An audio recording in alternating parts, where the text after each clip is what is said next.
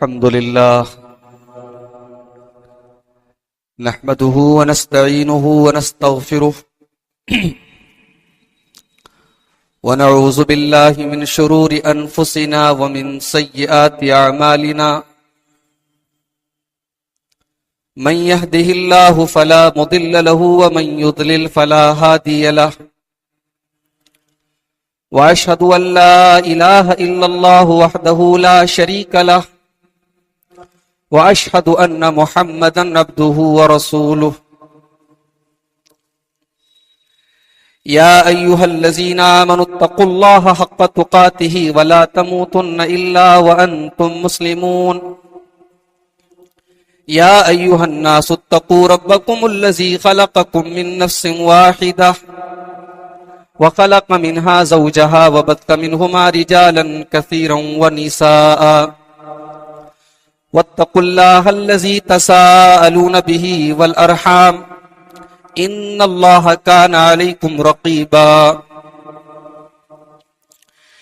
يا أيها الذين آمنوا اتقوا الله وقولوا قولا سديدا يصلح لكم أعمالكم ويغفر لكم ذنوبكم ومن يطع الله ورسوله فقد فاز فوزا عظيما أما بعد فإن خير الحديث كتاب الله وخير الهدي هدي محمد صلى الله عليه وسلم وشر الأمور محدثاتها وكل محدثة بدعة وكل بدعة ضلالة وكل ضلالة في النار أعوذ بالله من الشيطان الرجيم بسم الله الرحمن الرحيم إن الله لا يغير ما بقوم حتى يغيروا ما بأنفسهم وإذا أراد الله بقوم سوءا فلا مرد له وما لهم من دونه من وال. معزز علماء کرام، محترم بزرگوں، نوجوان ساتھیوں، پردہ نشین ماں اور بہنوں، خواتین کی ذمہ داریوں کے تعلق سے برادر عزیز شیخ ظفر نعمان مکی حفظہ اللہ انتہائی پرمغز اور مدلل خطاب ابھی آپ کے سامنے کر رہے تھے. اللہ تعالی ہم سب کے گھروں کی خواتین کو اسلامی تعلیمات پر چلنے کی توفیق عطا فرمائے اور ہم سب کو اس بات کی توفیق دے کہ ہم اپنے گھروں کا ماحول اسلامی بنائیں اور گھروں کے اندر دن بدن جو برائیاں آ رہی ہیں، جو فتنے آ رہے ہیں، ان سے اپنے گھروں کو ہم سب پاک کریں. آمین. میرے بھائیوں، اس وقت پوری دنیا میں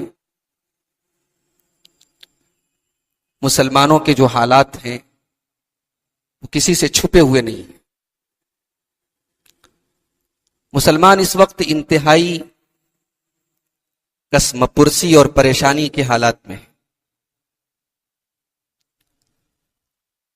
مختصر الفاظ میں اگر یہ کہا جائے کہ یہ دور اس امت کے زوال کا دور ہے، یہ وقت امت کے ڈاؤن ہونے کا دور ہے. ایک دور تھا جب مسلمان دنیا کی سب سے اعلیٰ قوم تھے، ان کے عروج کا دور تھا، اور یہ قوم، یہ امت،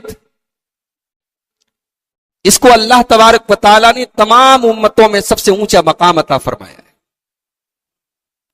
یہ خیر امت ہے، یہ تمام امتوں میں سب سے بہترین امت ہے.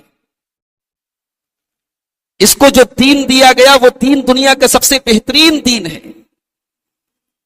مگر آج آپ دیکھیں کہ مسلمانوں کے جان و مال محفوظ نہیں، مسلمانوں کی مساجد محفوظ نہیں، مسلمانوں کے دینی ادارے محفوظ نہیں.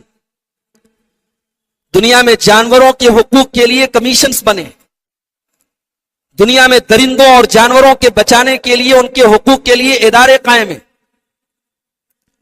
مگر یہ ملت، یہ امت آج اس حالت کی شکار ہے کہ اس کا خون بہتا ہے اور کسی کو کوئی پرواہ نہیں ہے، اس کی عزت لٹتی ہے اور کسی کے ماتھے پر کوئی شکن نہیں آتی۔ سب سے پہلا سوال تو یہی ہے کہ یہ حالات آئے کیوں؟ دنیا کی سب سے بہترین قوم آج دنیا کی سب سے ذلیل قوم کیسے بن گئی؟ اس کی حالت دنیا کی سب سے گری ہوئی حالت کیسے بن گئی؟ قرآن کریم کی ایک آیت میں نے آپ کے سامنے پڑھی ہے، سورہ رعد کی آیت نمبر 11 ہے۔ اس آیت کریمہ میں اللہ تعالیٰ نے ایک اصول بتایا کہ قوموں کے عروج اور زوال کا اللہ تعالیٰ کا ایک قانون رہا ہے۔ اللہ تعالیٰ کسی قوم کو ترقی بھی دیتا ہے، پھر اس کو ڈاؤن بھی کرتا ہے۔ کیوں کرتا ہے؟ کب کرتا ہے؟ اللہ تعالیٰ نے ایک آیت کے اندر جواب دیا، ان اللہ لا یغیر ما بقوم حتی یغیروا ما بانفسهم۔ اللہ تبارک و تعالیٰ کسی قوم کے حالات کو اس وقت تک نہیں بدلتا ہے، ما یغیروا حتی یغیروا ما بانفسهم، جب تک وہ قوم اپنے حالات کو خود نہ بدل دے، جب تک اس قوم کے اخلاق نہ بگڑ جائیں، اس قوم کے اعمال نہ بگڑ جائیں، اس امت کی، اس قوم کی سیرت نہ بگڑ جائے، اس امت کے اندر بگاڑ نہ آ جائے، اللہ تبارک و تعالیٰ اس امت کے اوپر اپنی نعمتوں کو نازل کرنا بند نہیں کرتا ہے۔ وَإِذَا أَرَادَ اللَّهُ بِقَوْمٍ سُوءًا فَلَا مَرَدَّ لَهُ، اور جب اللہ تعالیٰ کسی قوم کو برباد کرنا چاہتا ہے، جب اللہ تعالیٰ کسی قوم کو زوال سے دوچار کرنا چاہتا ہے، فَلَا مَرَدَّ لَهُ، تو اس قوم کو دنیا کی کوئی طاقت زوال سے، بربادی سے، تباہی سے نہیں بچا سکتی ہے۔ وَمَا لَهُم مِّن دُونِهِ مِن وَالٍ، اور اللہ کے عذاب سے اس امت کو، اس قوم کو کوئی بچانے والا نہیں ہے۔ اس آیت کریمہ نے کلیئر کر دیا کہ امت مسلمہ کے اوپر آج اگر زوال ہے، پریشانی کے حالات ہیں، تو یہ ہمارے اپنے کرتوتوں کا نتیجہ ہے۔ ہم نے اپنے آپ کو بدلا، اللہ نے ہمارے حالات کو بدلا، ورنہ کل ہم ہی تھے۔ ایران کا بادشاہ رستم تھا، اس نے اپنے دربار کو سجایا تھا، اس کے دربار میں مسلمان آنے والے تھے، اس نے سوچا کہ یہ عرب کے رہنے والے بدو، ان کو ذرا اپنے دربار کی رونق دکھاتا ہوں، ذرا ان کو دکھاتا ہوں کہ ایران کا کلچر کیا ہے، فارس کا کلچر کیا ہے، کسرا کے دربار کی شان کیا ہے۔ رستم نے اپنے دربار کو سجایا، بہترین قالین بچھائے گئے، بہترین اس نے کپڑے پہنے، سارے درباریوں کو بہترین کپڑے پہنے، اور اللہ کے پیارے نبی کے صحابہ کرام کا قافلہ جب رستم کے دربار میں داخل ہوا ہے، 8 یا 10 صحابہ کرام ہیں، جن میں آگے حضرت ربعی بن عامر رضی اللہ تعالیٰ عنہ، پھٹے پرانے پیوند لگے کپڑے پہنے ہوئے، ہاتھوں میں تلوار لیے ہوئے، اور اس قیمتی قالین کو اپنے تلوار سے رگڑتے ہوئے، گھسیٹتے ہوئے ٹھیک رستم کے سامنے پہنچ جاتے ہیں، رستم کے ٹھیک سامنے کھڑے ہو جاتے ہیں۔ رستم کہتا ہے کہ عرب کے ان بدوؤں کے اندر اتنی ہمت اور اتنی جرأت کہاں سے آئی کہ دربار ایران میں، دربار کسرا میں رستم کے سامنے اتنی بدتمیزی اور جرأت کے ساتھ کھڑے؟ میرے دربار کی ہیبت نے ان کی آنکھوں میں کوئی چمک نہیں پیدا کی، میرے بہترین قالین نے ان کو حیرت اور تعجب پر مجبور نہیں کیا، میری چمک دمک نے ان کے اوپر کوئی فرق نہیں ڈالا۔ رستم نے پوچھا کیا مقصد ہے تمہارا، کیوں آئے ہو ہمارے ملک میں؟ حضرت ربیع ابن عامر رضی اللہ تعالیٰ عنہ نے جواب دیا تھا، جئنا لنخرج العباد من عبادت العباد الى عبادت اللہ عز وجل۔ اے رستم سن لے، اے شاہ ایران سن لے، ہم دنیا میں اس لیے آئے ہیں تاکہ بندوں کو بندوں کی غلامی سے نکال کر اللہ رب العالمین کی غلامی کی طرف لے کے چلے جائیں، بندوں کی غلامی سے نجات دے کے اللہ کا غلام بنا دے، یہ ہمارا مقصد ہے۔ ومن جور الادیان الى عدل الاسلام، دنیا کے ظلم و ستم سے نجات دے کر اسلام کے عدل و انصاف کو ہم لوگوں تک پہنچائیں، یہ ہمارا مقصد ہے۔ کل وہی امت تھی، وہی قوم تھی، آج حالات کیا ہیں بتانے کی ضرورت نہیں ہے۔ نیشنل اور انٹرنیشنل میڈیا پر اگر آپ کی نظر ہے ورلڈ میڈیا پر اگر آپ کی نظر ہے، آپ جانتے ہیں کہ مسلمانوں کے حالات کیا. اور جب میں اللہ کے پیارے نبی کی ایک حدیث پڑھتا ہوں تو ایسا لگتا ہے کہ پیارے نبی صلی اللہ علیہ وسلم نے آج کے حالات کو سامنے رکھ کر کے یہ بات بیان کی ہے جو اس حدیث میں بیان کی. امام ابو داؤد رحمۃ اللہ علیہ اپنی حدیث کی کتاب سنن ابی داؤد میں یہ حدیث لائے ہیں. حدیث کے راوی حضرت ثوبان رضی اللہ تعالیٰ عنہ ہیں. اللہ کے پیارے نبی صلی اللہ علیہ وسلم فرماتے ہیں یوشک الامم ان تداعی علیکم کما تداعی الکلۃ الی قصاتها. اے مسلمانوں، وہ دور آنے والا ہے، وہ حالات آنے والے ہیں جب دنیا کی ساری قومیں تم پر ٹوٹ پڑیں گی، تمہیں برباد کرنے کے لیے تیار ہو جائیں گی، تمہیں لوٹنے کے لیے تیار ہو جائیں گی. کما تداعی الاکلۃ الی قصاتها، جیسے دسترخوان لگتا ہے، لوگ دسترخوان پہ کھانا کھاتے ہیں، ایک ٹرپ کھانا کھاتی ہے، دوسرے ٹرپ کو دعوت دیتی ہے، آ جاؤ ہم نے کھا لیا اب تم بھی کھا لو. کما تداعی الاکلۃ الی قصاتها، دسترخوان پر جیسے لوگ ایک دوسرے کو بلایا کرتے ہیں، اے مسلمانوں تمہیں مارنے کے لیے، تمہیں کاٹنے کے لیے، تم پر ظلم و ستم کرنے کے لیے لوگ ایک دوسرے کو دعوت دیں گے. صحابہ نے پوچھا اے اللہ کے پیارے نبی امن قلت نحن یومئذ، اے اللہ کے پیارے نبی کیا اس وقت مسلمانوں کی تعداد کم ہوگی؟ کیا ہم تعداد میں تھوڑے ہوں گے؟ فرمایا نہیں بل انتم یومئذ کثیر، تمہاری تعداد بہت ہوگی. ولکنکم غصاء کغصاء السیل، لیکن تم سیلاب کے اوپر، پانی کے اوپر جو جھاگ ہوتا ہے، پانی کے اوپر جو جھاگ ہوتا ہے، مسلمانوں تمہاری حیثیت اس جھاگ کی طرح ہو جائے گی. یعنی تمہاری کوئی ویلو نہ ہوگی، تمہارے اندر کوئی طاقت نہ ہوگی، ہاتھ لگاؤ تو ختم ہو جائے، تمہاری وہ حالت ہو جائے گی. وَلَيَنزِعَنَّ اللَّهُ مِن صُدُورِ عَدُوِّكُمُ الْمَحَابَّةَ مِنكُمْ، اللہ تعالیٰ تمہارے دشمنوں کے دلوں سے تمہارا رعب و دبدبا ختم کر دے گا، تمہارے دشمن تم سے نہیں ڈریں گے. وَلَيَقْذِفَنَّ اللَّهُ فِي قُلُوبِكُمُ الْوَهْنَ، اور اللہ تعالیٰ تمہارے دلوں کے اندر وہن نام کی ایک بیماری ڈال دے گا. صحابہ نے پوچھا یا رسول اللہ یہ وہن نام کی بیماری کیا ہوتی ہے؟ آپ نے فرمایا حب الدنیا و کراہیت الموت، دنیا کی محبت تمہارے دلوں میں رچ بس جائے گی اور موت تمہاری نزدیک سب سے بری چیز ہو جائے گی. یہ حدیث ہے، آپ غور کریں، حدیث پاک کا ایک ایک لفظ جو ہے آج 100% حالات کی عکاسی کر رہا ہے. کیا مسلمانوں کی تعداد کم ہے؟ دنیا کا ہر 5واں آدمی مسلمان، دنیا کا ہر 5واں آدمی مسلمان، بڑی آبادی ہے پوری دنیا میں مسلمان. اور ایسا نہیں کہ وسائل کم ہیں، دولت میں ان کا کوئی مقابلہ نہیں ہے، ان کے اپنے ممالک ہیں، اپنی کنٹریز ہیں، ان کے پاس پاور ہے. مگر آج دسترخوان پر جیسے لوگ ٹوٹ پڑتے ہیں، آپ دیکھیں پورے دنیا کے حالات آپ اٹھا کے دیکھیں، سب سے سستا خون اگر ہے تو مسلمان کا خون ہے. ایک بات بتاؤں، ایمان جب کمزور ہوتا ہے تو تعداد زیادہ ہونے سے کچھ نہیں ہوتا. اللہ کے رسول صلی اللہ علیہ وسلم کی زندگی میں ایک لڑائی لڑی گئی، غزوہ حنین. اس لڑائی میں مسلمانوں کی تعداد 12,000 تھی. اس سے پہلے کسی لڑائی میں مسلمانوں کی تعداد اتنی نہیں تھی، 12,000. اور مسلمان اتنے تیار کسی جنگ میں نہیں تھے جتنے اس جنگ میں تھے. دشمن کی تعداد کم تھی، مسلمانوں کی تعداد زیادہ تھی. فتح مکہ کے بعد یہ جنگ لڑی گئی. مسلمانوں میں تقریباً 2,000 کے قریب وہ لوگ تھے جو ابھی نامسلم تھے، ابھی نیا نیا اسلام لائے تھے، ابھی اسلام ان کے دلوں کی گہرائی تک نہیں پہنچا تھا. ان لوگوں نے آپس میں کہا ارے آج تو ہمیں کون ہرا سکتا ہے، ہماری تعداد بھی زیادہ ہے، ہتھیار بھی زیادہ ہے. یہ جملہ ان کی زبان سے نکلا. اللہ، یہ ایمان کی کمزوری کی دلیل ہے. ایک مومن کو اپنے وسائل سے زیادہ اللہ تعالیٰ کی توفیق پر بھروسہ ہوتا ہے.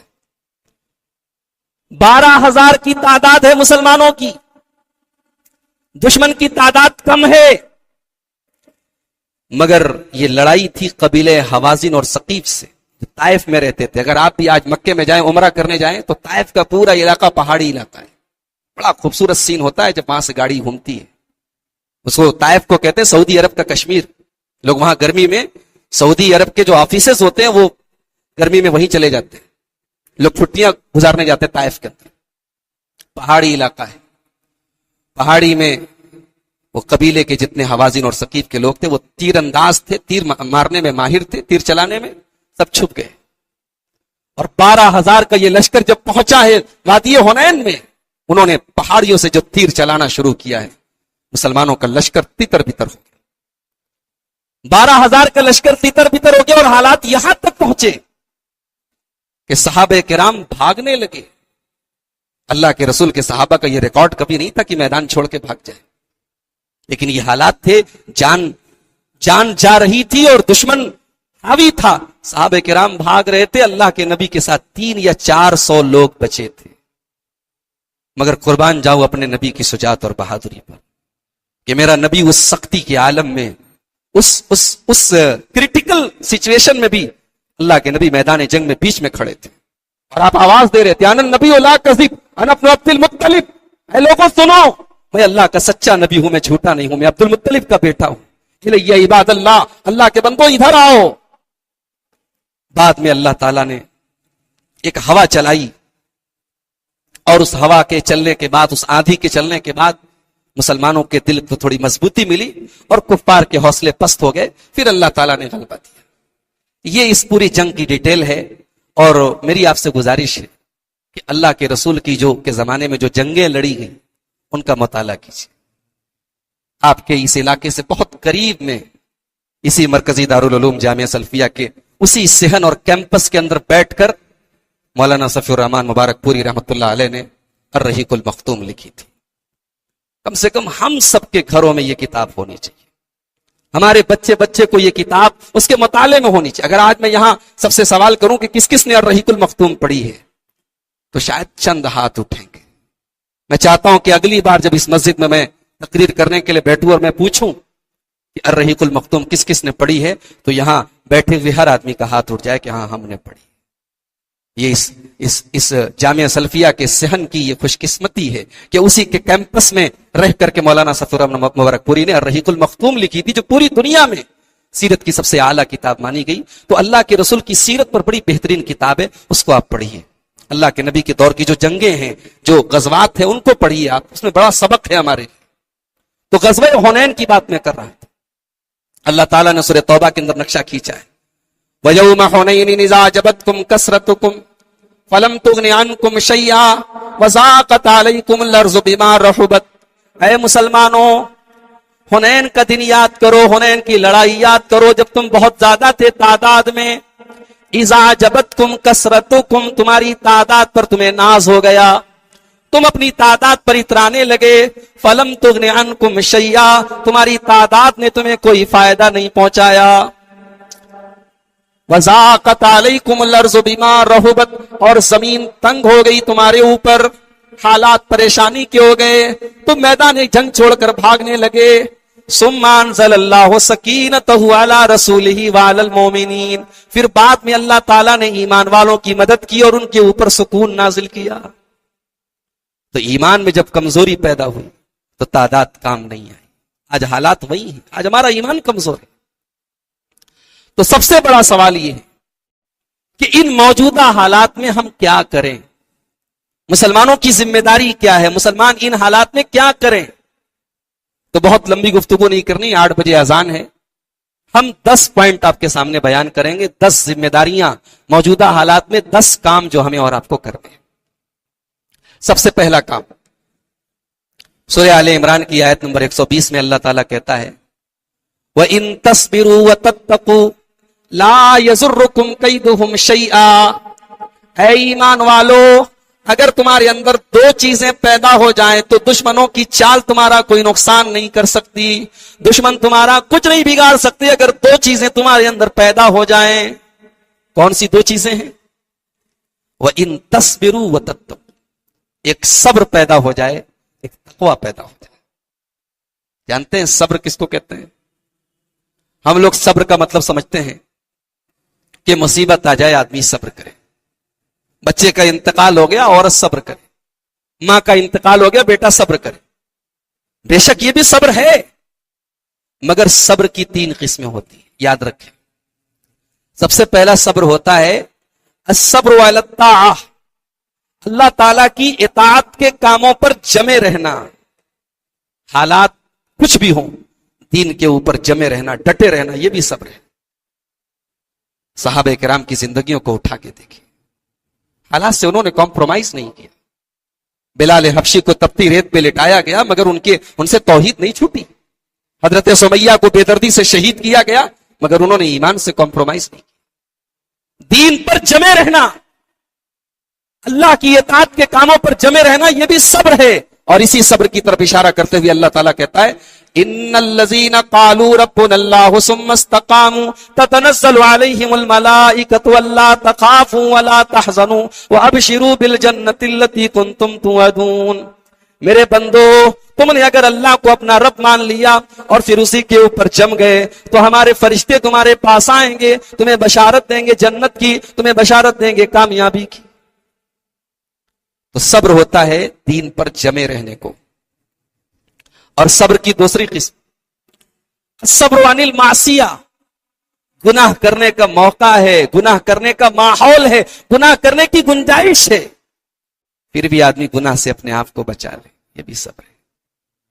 آج ہم لوگ بولتے ہیں نا حالات بہت خراب ہے، ماحول بہت خراب ہے. ایک نوجوان کو زناکاری اور بدکاری سے بچانا بہت مشکل ہے. ایک نوجوان لڑکی کو اپنی عفت اور عصمت کو بچانا بہت مشکل ہے. مشکل ہے، یقیناً مشکل ہے، مگر یہی تو ہمارے صبر کا امتحان ہے کہ گناہ کرنے کا موقع مل رہا ہے مگر اللہ کے ڈر کی وجہ سے ہم گناہ سے اپنے آپ کو بچا لیں. یہ صبر کی دوسری قسم ہے. اور صبر کی تیسری قسم مصیبت آنے پر صبر کیا جائے. کوئی بیماری آ جائے، کوئی تکلیف آ جائے، کسی کا انتقال ہو جائے، آدمی اللہ سے بہتر کی امید رکھتے ہوئے صبر کرے تو صبر کرے اور تقوی پیدا کر لے. اللہ کہتا ہے دشمن تمہارا کچھ نہیں بگاڑ سکتا. تقوی کس کو کہتے ہیں؟ تقوی کیا ہے؟ حضرت علی رضی اللہ تعالیٰ نے تقوی کی ڈیفینیشن کی ہے. تقوی کس کو کہتے ہیں؟ تقوی 4 چیزوں کا نام، یاد رکھیں. تقوی 4 چیزوں کا نام ہے. الخوف من الجلیل والعمل بالتنزیل والرضا بالقلیل والاستعداد لیوم الرحیل. 4 چیزوں کا نام تقوی ہے. اللہ سے ڈرا جائے، اللہ کی شریعت پر عمل کیا جائے، اللہ تعالیٰ زندگی میں تھوڑا دے زیادہ دے اس پر راضی رہا جائے، اور قیامت کے دن کی یا موت کے دن کی تیاری کی جائے. یہ 4 کام کرنے کا نام تقوی ہے. تقوی صرف زبان سے کہنے کا کہ میں اللہ سے ڈرتا ہوں، یہ تقوی نہیں ہے.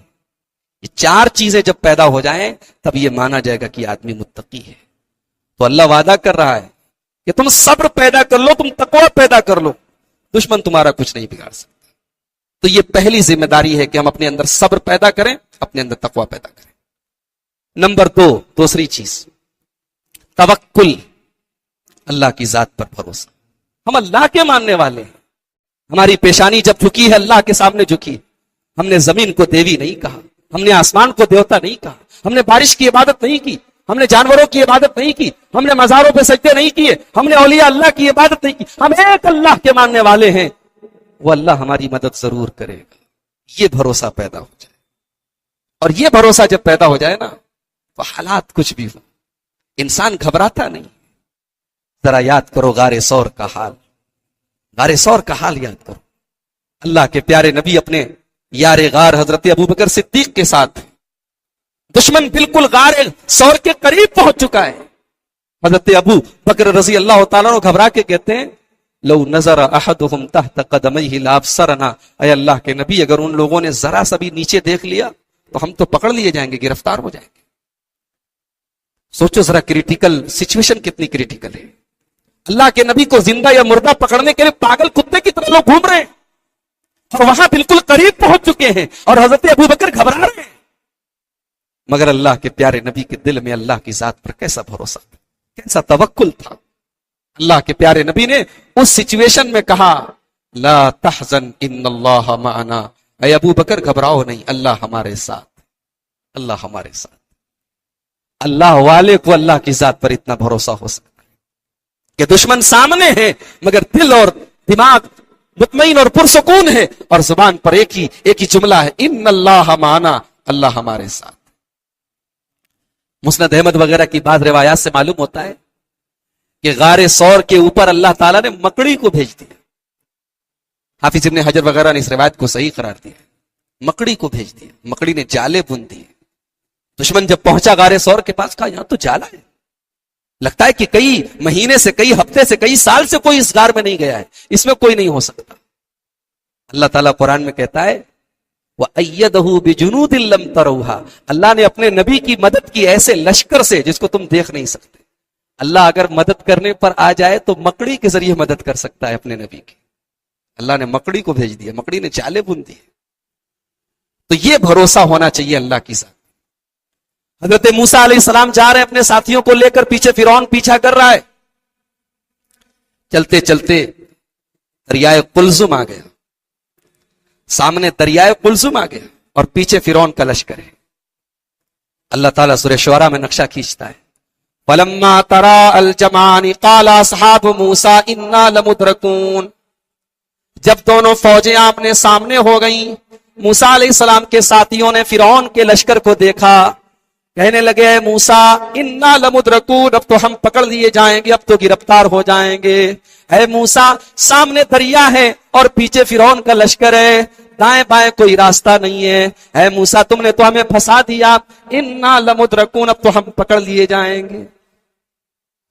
دیکھیے, یعنی یہ وہ سچویشن ہے جس میں بڑے سے بڑے کلیجے والے کا کلیجہ ہل جائے کہ سامنے فرعون پورا لشکر لے کے آ رہا ہے, موسیٰ علیہ السلام اپنے مٹھی بھر ساتھیوں کے ساتھ جا رہے ہیں, سامنے دریا ہے, بھاگنے کا کوئی راستہ نہیں ہے. مگر موسیٰ علیہ السلام بڑے اطمینان سے جواب دیتے ہیں, قال کلا ان معی ربی سیہدین.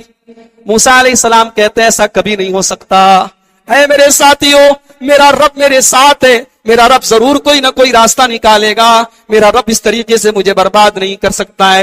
ابھی موسیٰ کی زبان سے الفاظ نکلے تھے, قرآن کہتا ہے فَأَوْحَيْنَا إِلَى مُوسَىٰ أَنِ اضْرِب بِعَصَاكَ الْبَحْرَ, ہم نے موسیٰ کو حکم دیا, اے موسیٰ تم اپنی لاٹھی کو نکالو اور اپنی لاٹھی کو زمین پر مارو, پانی پر مارو, دریا کے پانی پر مارو. حضرت موسیٰ علیہ السلام نے اپنی لاٹھی کو دریا کے پانی پر مارا, فَانْفَلَقَ, دریا کا پانی پھٹ گیا, دریا کے پانی میں راستہ بن گیا. فَكَانَ كُلُّ فِرْقٍ كَالطَّوْدِ الْعَظِيمِ, اور دریا کا پانی دونوں طرف پہاڑ کی طرح رک گیا اور بیچ میں راستہ بن گیا, اور موسیٰ علیہ السلام اپنے ساتھیوں کے ساتھ چلے گئے. اللہ کی ذات پر وہ بھروسہ آج ہمارے اندر نہیں. آج ہماری زبان سے اللہ کے اوپر بھروسے کی بات نہیں نکلتی, مایوسی کی بات نکلتی. نہیں میرے بھائی, پریشانی کے حالات پہلے بھی آئے ہیں. تاتاریوں نے مسلمانوں کی اینٹ سے اینٹ بجا دی تھی, پورا بغداد لوٹ لیا تھا, دریائے نیل کا پانی مسلمانوں کے خون سے لال ہو گیا تھا. کیا مسلمان ختم ہو گئے دنیا سے؟ نہیں, حالات جیسے بھی آئے اللہ اپنے بندوں کی ضرور مدد کرتا ہے. یہ دوسری چیز ہمیں اور آپ کو اپنے اندر پیدا کرنے کی ضرورت ہے. نمبر 3, تیسری ذمہ داری جو ہماری اور آپ کی موجودہ حالات میں, مسلمانوں کو اتحاد کی ضرورت ہے. آج مسلمانوں میں مسلک کا اختلاف, برادری کا اختلاف, علاقے کا اختلاف, زبان کا اختلاف, رنگ و نسل کا اختلاف. کتنا اختلاف ہے؟ ہمارا کلمہ ایک ہے, ہمارے نبی ایک ہے, ہمارا قرآن ایک ہے, ہمارا دین ایک ہے, ہمارا قبلہ ایک ہے, لیکن آج ہم بٹے ہوئے ہیں. علامہ اقبال کہتے ہیں فرقہ بندی ہے کہیں اور کہیں ذاتیں ہیں, کیا زمانے میں پنپنے کی یہی باتیں, کیا زمانے میں پنپنے کی یہی باتیں. اخباروں میں خبر آتی ہے بہار کے اندر ایک گاؤں میں انصاری برادری کے لوگ بھی رہتے ہیں, شیخ برادری کے لوگ بھی رہتے ہیں, لیکن انصاریوں کا اور شیخ کا راستہ الگ الگ ہے. انصاری کے راستے سے شیخ نہیں گزر سکتے, شیخ کے راستے سے انصاری نہیں گزر سکتے. یہ برادری واد, یہ ذات پات کی تقسیم ہمارے اندر نہیں میرے بھائیو, ہم ایک ہیں. وَاعْتَصِمُوا بِحَبْلِ اللَّهِ جَمِيعًا, اللہ کہتا ہے میری رسی کو مل کر تھام لو, اتحاد پیدا کرو. وَلَا تَنَازَعُوا فَتَفْشَلُوا وَتَذْهَبَ رِيحُكُمْ, لڑو نہیں, آپس میں اختلاف نہ کرو, تمہاری ہوا اکھڑ جائے گی. مسلمانوں کو آپس میں ایک دوسرے کا مددگار ہونا چاہیے. المؤمن للمؤمن کالبنیان یشد بعضہ بعضا, اللہ کے پیارے نبی فرماتے ہیں کہ مسلمان کے لیے بلڈنگ کی طرح ہونا چاہیے. کہ ایک عمارت جب کھڑی ہوتی ہے اس کا ایک حصہ دوسرے حصے کو طاقت دیتا ہے. ایک مسلمان دوسرے مسلمان کو طاقت دے, ایک مسلمان دوسرے مسلمان کو سپورٹ کرے. مسلم شریف کی حدیث میں اللہ کے پیارے نبی فرماتے ہیں مثل المؤمنین فی توادہم وتعاطفہم وتراحمہم کمثل الجسد الواحد. مسلمانوں تم انسانی جسم کی طرح ہو جاؤ, تو تم ہیومن باڈی کی طرح ہو جاؤ, تم مانو شریر کی طرح ہو جاؤ. انسان کے شریر میں کہیں ایک کانٹا بھی چبھتا ہے تو پورا جسم بے قرار ہو جاتا ہے, پورا جسم بے قرار ہو جاتا ہے. مسلمان کو ایک دوسرے سے ایسا کنیکٹڈ ہونا چاہیے, ایسا جڑا اور ایسا مربوط ہونا چاہیے.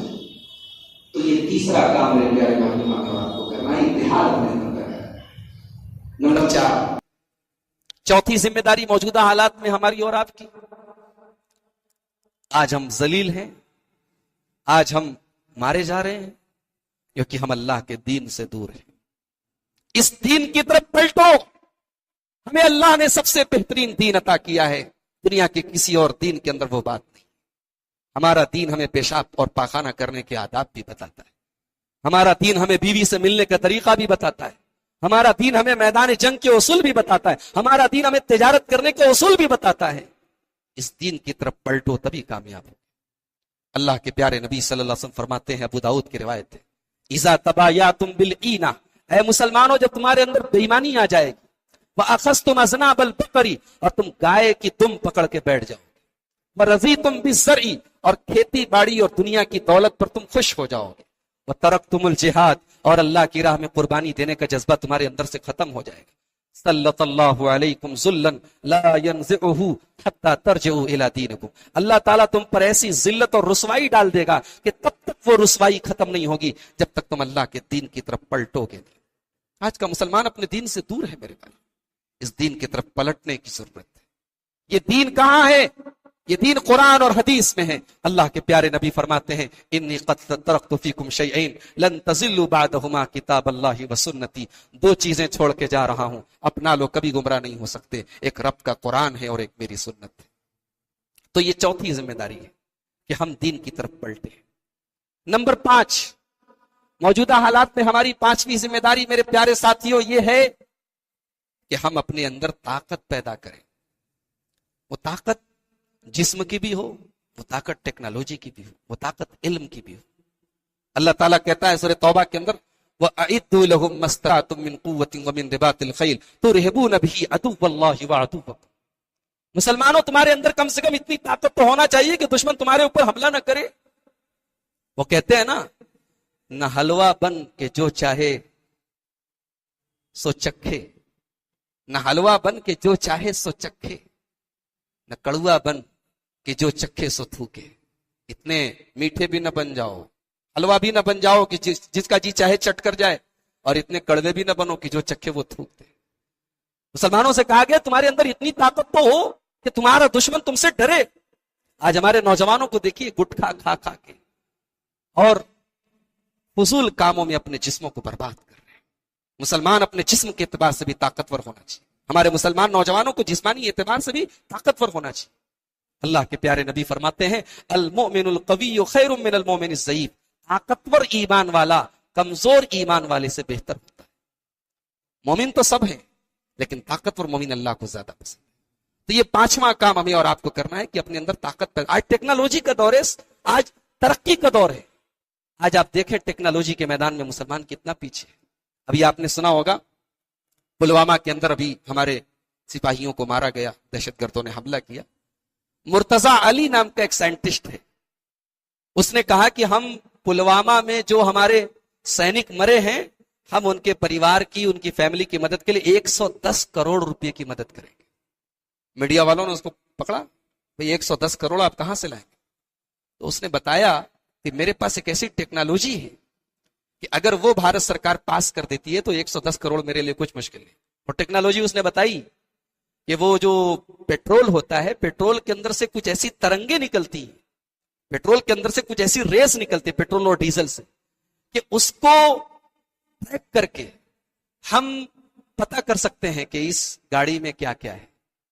किसी भी गाड़ी के पेट्रोल से निकलने वाली रेस के जरिए हम ट्रैक कर सकते हैं। मुर्तजा अली नाम है उस आदमी का, देखने में एक आम आदमी लगता है लेकिन साइंटिस्ट, इन्वेंटर है। उसके अंदर ये अल्लाह ताला ने दिमाग दिया है। आज भी ऐसे मुसलमान हैं हमारे मुल्क के अंदर। तो हमारे बच्चों को साइंस के मैदान में भी आगे आना चाहिए, टेक्नोलॉजी के मैदान में भी मुसलमानों, ये इस दौर की ताकत है। अल्लाह ताला कहता है वो ताकत अपने अंदर पैदा करो।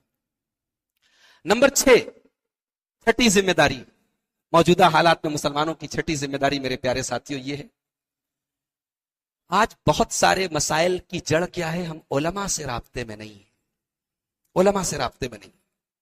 आज इंटरनेट बहुत बड़े अल्लामा बने हुए हैं, गूगल बहुत बड़े मुफ्ती बने हुए हैं। इंटरनेट और गूगल की मदद से 2-4 चीजें हमने पढ़ ली, जान ली, हमें लगा कि हमने पूरे दीन को सीख लिया। और ये 10-10, 12-12 साल वो उलमा हमारे बेचारे जो मदारिस में पढ़ रहे हैं, पढ़ा रहे हैं, वो बेकार टाइम पास कर रहे हैं। ये मिजाज کہ امت کو گمراہی کی طرف لے کے جا رہا ہے۔ علماء سے دوری کے نتیجے میں کیا کیا ہو رہا ہے؟ ابھی یہ جو دہشت گرد جو نظر آ رہے ہیں، ان کے ویڈیوز آتے ہیں، یہ قرآن کا نام لیتے ہیں، یہ اللہ کا نام لیتے ہیں، جہاد کا نام لیتے ہیں۔ یہ کون سا جہاد ہے میرے بھائی؟ یہ کون سا قرآن ہے؟ میرے رب کا قرآن کبھی دہشت گردی کی تعلیم نہیں دیتا۔ میرے نبی کے اوپر جو قرآن اترا ہے، اس قرآن میں کسی بے قصور کو مارنے کا حکم نہیں۔ مگر آج علماء سے رہنمائی حاصل نہ کرنے کے نتیجے میں آج ہمارے نوجوانوں، بہت ساری امت کے نوجوانوں کو آج دہشت گردی کی طرف لے کے جایا جا رہا ہے۔ دین کے نام پہ غلط چیزیں پروسی جا رہی۔ نہیں میرے بھائی، علماء سے جڑے رہیے۔ دین کا کوئی بھی میٹر آئے، ہم بیمار ہوتے ہیں، ہم جھولا چھاپ ڈاکٹر کے پاس نہیں جاتے۔ انجینئرنگ کا میٹر آئے، انجینئر حل کرتا ہے۔ میڈیکل کا مسئلہ آئے، ڈاکٹر حل کرتا ہے۔ دین اتنا سستا ہے، دین اتنا آسان ہے کہ دین ہر کوئی اس کو حل کرنے بیٹھ جائے۔ دین کے مسائل کے سلسلے میں علماء سے رجوع کیجیے۔ اور یہ قیامت کی نشانی بیان کی ہے اللہ کے نبی نے، جب علماء سے لوگ رابطہ کرنا چھوڑ دیں گے، علماء کو چھوڑ دیں گے، تو جاہلوں کی قیادت ہو جائے گی، جاہلوں کی لیڈرشپ ہو جائے گی، لوگ جاہلوں کو اپنا امام بنا لیں گے۔ آج مسجدوں میں امام نہیں ملتے، جمعہ کے لیے ڈھنگ کے خطیب نہیں ملتے، مدرسوں میں پڑھانے والے اچھے استاد نہیں ملتے۔ کیوں؟ کیونکہ آج ہم نے علماء کے ساتھ وہ سلوک کرنا شروع کر دیا ہے کہ اب یہ مدرسے میں پہلی بات تو لوگ پڑھنا نہیں چاہتے، اور جو 10 سال پڑھتا ہے، 10 سال پڑھنے کے بعد جب وہ مدرسے سے نکلتا ہے، اس کی عمر کا ایک اچھا خاصا حصہ گزر چکا ہوتا ہے۔ 10 سال پڑھنے کے بعد وہ سوچتا ہے میں کروں کیا، میرا کیریئر کیا ہے، میرا فیوچر کیا ہے۔ ہم نے اس عالم کی ایسی ناقدری کی ہے، ہم نے ان کے دائرے کو اتنا تنگ کر دیا ہے کہ آج کوئی بچہ عالم نہیں بننا چاہتا۔ میرے بھائیو، اپنے علماء کی قدر کرو، ان کا صحیح مقام ان کو دو، ان کی عزت کرو، ان کا احترام کرو، اور دین کے سلسلے میں ان سے رہنمائی حاصل کرو۔ اللہ قرآن کریم میں کہتا ہے وَإِذَا جَاءَهُمْ أَمْرٌ مِّنَ الْأَمْنِ بِالْخَوْفِ أَذَاعُوا بِهِ وَلَوْ رَدُّوهُ إِلَى الرَّسُولِ وَإِلَىٰ أُولِي الْأَمْرِ مِنْهُمْ لَعَلِمَهُ الَّذِينَ يَسْتَنبِطُونَهُ مِنْهُمْ۔ علماء سے رجوع کرو اپنے مسائل میں، علماء تم کو صحیح رہنمائی کریں گے۔ تو یہ چھٹا کام میرے پیارے ساتھیوں ہمیں اور آپ کو کرنا ہے، ہم علماء سے رابطے میں رہیں۔ نمبر 7، ساتویں چیز ہم اپنے وقت کی قدر کریں۔ مسلمان سے زیادہ وقت کی قدر کو کرنے والا کوئی نہیں ہو سکتا۔ ہمارے یہاں نماز کا وقت مقرر ہے، ہمارے یہاں افطار کا وقت مقرر ہے، ہمارے یہاں سحری کا وقت مقرر ہے، ہمارے یہاں حج کا ٹائم مقرر ہے، ہماری ہر چیز ٹائم پر ہے۔ ٹائم اگر نکل گیا، آپ کو وہ ثواب نہیں مل سکتا ہے جو ٹائم پر۔ کبھی کبھی تو ایسا ہوتا ہے ٹائم نکل جانے کے بعد عبادت نہیں ہوتی۔ افطار آپ کو اگر 5:30 بجے مغرب کی اذان ہے تو 5:30 بجے ہی کرنا ہے، آپ 5:29 پہ نہیں کر سکتے۔ وقت کی ہمارے دین سے زیادہ پابندی کرنے والا کون سا دین؟ لیکن آج کا مسلمان چائے کے ہوٹلوں میں بیٹھ کے ٹائم پاس کر رہا ہے۔ آج ہمارا نوجوان گھنٹوں رات کے 12-1 بجے تک واٹس ایپ اور فیس بک پر چیٹنگ میں لگا ہوا ہے۔ نہیں میرے بھائیو، سوشل میڈیا کا استعمال کرو، انٹرنیٹ کا استعمال کرو، مگر اپنے کاموں کو مت چھوڑو، اپنی ذمہ داریوں کو مت چھوڑو۔ ایک اچھے باپ بنو، ایک اچھے بیٹے بنو، ایک اچھے بھائی بنو، ایک اچھے شوہر بنو۔ بیوی کا وقت اپنے موبائل کو مت دو، ماں باپ کا وقت اپنے موبائل کو مت دو۔ ماں باپ کا وقت ان کو دو، بیوی کا وقت ان کو دو، بچوں کا وقت ان کو دو، موبائل کا وقت اس کو دو۔ اپنے وقت کی قدر کرو۔ نمبر 8، چیز جس کی اس وقت ہم سب کو ضرورت ہے میرے پیارے ساتھیوں، وہ یہ ہے کہ ہم اور آپ یہ فتنوں کا دور ہے، بہت سارے فتنے ہمارے چاروں طرف، ان فتنوں سے اپنے آپ۔ عورت کا فتنہ، اللہ کے پیارے نبی نے عورت کو بہت بڑا فتنہ قرار دیا۔ ابھی آپ نے عورت کو پوری تقریر سنی۔ عورت اگر بے حیا ہو جائے، عورت بے پردہ ہو جائے، مردوں کے لیے بہت بڑا فتنہ ہے۔ اللہ کے نبی نے فرمایا میری امت کے مردوں کے لیے عورت سے خطرناک کوئی فتنہ نہیں۔ اس فتنے سے اپنے آپ کو بچاؤ۔ مال کا فتنہ ہے، حلال اور حرام کی تمیز آج لوگ بھول رہے ہیں۔ مال کمانے کے چکر میں آدمی کچھ بھی کرنے کو تیار ہے۔ اللہ کے نبی نے فرمایا میری امت کے لیے مال بہت بڑا فتنہ ہے، تو فتنوں سے اپنے آپ کو بچاؤ۔ نمبر 9، ذمہ داری جو ہماری اور آپ کی موجودہ حالات میں ہے، وہ یہ ہے میرے پیارے ساتھیوں کہ ہم اور آپ، ہمارے دین کی جو بیس ہے وہ توحید ہے۔ توحید پر جمے رہیں اور مرتے دم تک اس توحید کی حفاظت کریں۔ ہمیں دنیا سے الگ کرنے والی چیز توحید ہے، اور یہ توحید اگر ہے قیامت کے دن تبھی ہم کامیاب ہوں گے، ورنہ کسی کا دامن پکڑ لیں ہم کامیاب نہیں ہو سکتے۔ اور 10ویں اور آخری چیز میرے پیارے ساتھیوں وہ یہ ہے کہ ہم آخرت کی فکر کریں۔ آخرت کی فکر کریں. دنیا کے ساتھ ساتھ ہمارا دین ہمیں یہ نہیں سکھاتا کہ ہم دنیا چھوڑ دیں، ہم جنگلوں میں چلے جائیں، پہاڑوں پہ چلے جائیں. ہمارا دین ہمیں یہ سکھاتا بیوی کا حق اس کو دو، بچوں کا حق اس کو دو، کاروبار کو اس کا حق دو اور اللہ کو اس کا حق دو. ہم کتنے بڑے ناشکر ہیں. آج ہماری کتنی بڑی تعداد ایسی ہے کہ 5 ٹائم اپنے رب کے دربار میں، اپنے رب کے حضور ہم سجدہ کرنے کو تیار ہیں. ایک گھوڑا ہوتا ہے، گھوڑے کو اس کا مالک تھوڑا سا چارہ کھلاتا ہے تو گھوڑا اپنے مالک کے لیے اتنا وفادار ہوتا ہے کہ اپنے مالک کے لیے جان دے دیتا ہے، اپنے مالک کے لیے میدان جنگ میں جان دے دیتا ہے. ہمارا رب جس کے اتنے احسانات ہیں ہم گن نہیں سکتے، جس نے آکسیجن دی تو ہم سانس لے رہے ہیں، جس کی زمین پہ ہم رہتے ہیں، جس کے آسمان کے نیچے زندگی گزارتے ہیں، اس مالک کے لیے ہم 24 گھنٹے میں 5 بار اس مالک کے سامنے سر جھکانے کو تیار ہیں. تو میرے پیارے ساتھیوں، آخرت کی فکر پیدا کرو. یہ 10 بنیادی باتیں تھی، وقت بہت کم تھا، میں نے زیادہ وقت لے لیا. ہم اللہ سے دعا کرتے ہیں لا العالمین تو ہمیں موجودہ حالات میں ان 10 چیزوں پر عمل کرنے کی توفیق عطا فرما.